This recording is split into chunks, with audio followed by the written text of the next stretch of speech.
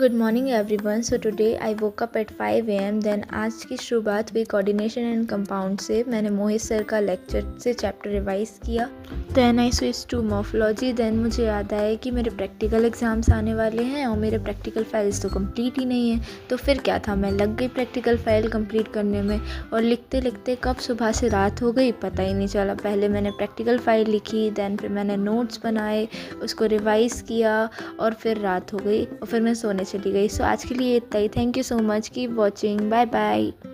Good morning everyone. So today I woke up at 5 AM। Then आज की शुरुआत हुई कोऑर्डिनेशन एंड कंपाउंड से। मैंने मोहित सर का लेक्चर से चैप्टर रिवाइज किया। Then I switch to morphology. Then मुझे याद आया कि मेरे प्रैक्टिकल एग्जाम्स आने वाले हैं और मेरे प्रैक्टिकल फाइल्स तो कंप्लीट ही नहीं है। तो फिर क्या था, मैं लग गई प्रैक्टिकल फाइल कंप्लीट करने में और लिखते लिखते कब सुबह से रात हो गई पता ही नहीं चला। पहले मैंने प्रैक्टिकल फाइल लिखी, देन फिर मैंने नोट्स बनाए, उसको रिवाइज़ किया और फिर रात हो गई और फिर मैं सोने चली गई। सो आज के लिए इतना ही। Thank you so much, keep watching, bye bye.